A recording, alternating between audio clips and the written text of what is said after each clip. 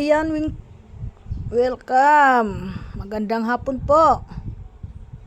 Yan, nandito ako ngayon sa sala ko. Ako'y papahinga. Yan guys. Inantay ko yung deliver ko imgas. Umorder na ako at naubusan na ako ng imgas. Yan. Aso, Diyos ko, may nararamdaman ako sa aking sarili. Sakit ng bato ko. May masakit sa bato ko. Siguro sobrang init. Nagbabad na naman ako doon sa taas kasi may ginawa ko. Yan. Ang init. Kaya yan guys. Bumba ko at naiinitan ako. Ayan. So doon sa tindahan ko, awa naman ng Diyos, nandoon yung bata nagbabantay. Yan, ako naman nandito sa bahay, nagpapahinga, naglilibang kung anong pwede mapaglibangan. Yan guys, asawa ko naman nag-ayos ang kanyang paninda at bukas para aalis na lang siya, tinutulungan din yung isang bata. Ang ganda rin guys yung may alaga ka ng mga ganyan kasi di sila mga tamad.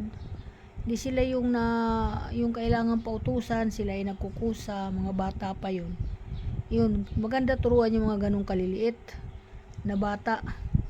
Kasi yan yung tipong gaganda ang buhay nila pagdating ng araw. Masisipag sila. Sana naman laging ganon sila. Hindi sila inutusan pero gustong gusto nila yung ginagawa nila. Tuwan-tuwa pa, tawa pa ng tawa. Natutuwa yung asawa ko kasi hindi yung bata na lagi na kasi mangot pag may ginagawa. Sila naman lagi nakabungis-ngis yung kanilang tawa sila ng tawa. Nakakatawa nga din. Yan. Pinamerinda ko na sila. At siguro ganun talaga ang bata pag busog. Hindi sila mainitin ng ulo. Kaya lang naman nagkakaganon ang tao kapag gutom, nagiging bayulinte. Diba po, kahit naman sino, kahit tayo, pag nagugutom tayo, mainit ang ulo, diba? Yan, ganyan din ang mga bata, iyak ng iyak yan pag gutom. Pero dito naman sa bahay, awa ng Diyos at nahiraraos ko naman sila. Kung ano yung kinakain ko, kakainin nila. Yan, nabusog ako doon kasi may nagtinda kasi ng maruya. So, ang lalaki kasi, 20 pesos ang isa. So, ang ginawa ko, ay pinilit ako nitong suki ko.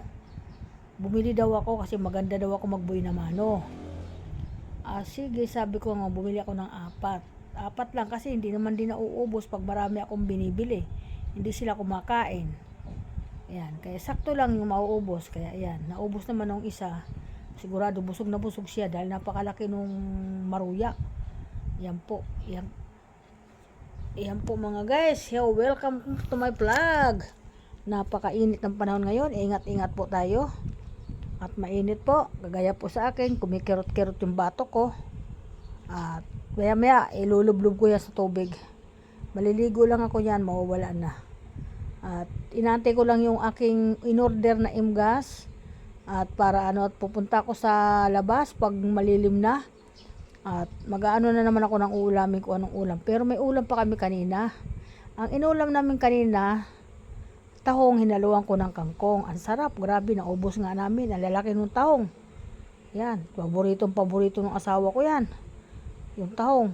Tapos mga bata, nabusog din kasi gustong-gusto nila yung sabaw. Tapos nagpaksiw ako ng galunggong. Lalong masarap kasi naluan ko ng talong yung galunggong. O diba? Yan lang, pinag-ano-ano ko lang yung ulam. Kung ano-ano lang ginagawa ko sa ulam. Kaya ayan guys, ingat ang lahat, mga anak ko, ingat, mainit ang panahon ngayon. Ayan, kaninang umaga, marami akong ginawa at naglinis po ako ng aking sasakyan dahil ginamit ng anak ko nasa Tagaytay. Dumating din sila kagabi.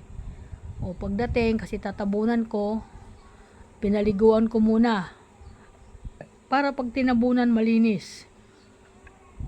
Ayan, kaya pagkatapos ko mag-washing, nung tuyo na, ay tinabunan namin ng 2 bata. O diba, di na ako nahihirapan guys.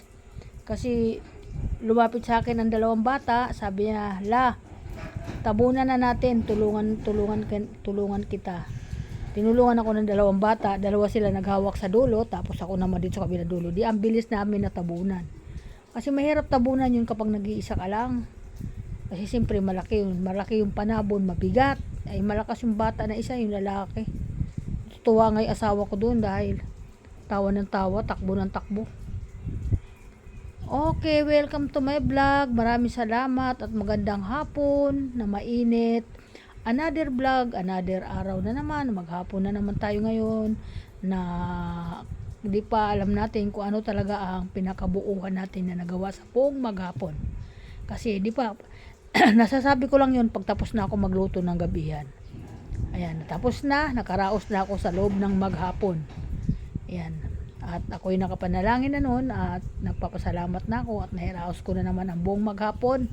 Lahat, pati mga anak ko, dinadamay ko ng panalangin, ingatan sila ng Panginoon, huwag sana sila bigyan ng mga sakit. Ayan, maging malakas yung kanilang mga katawan.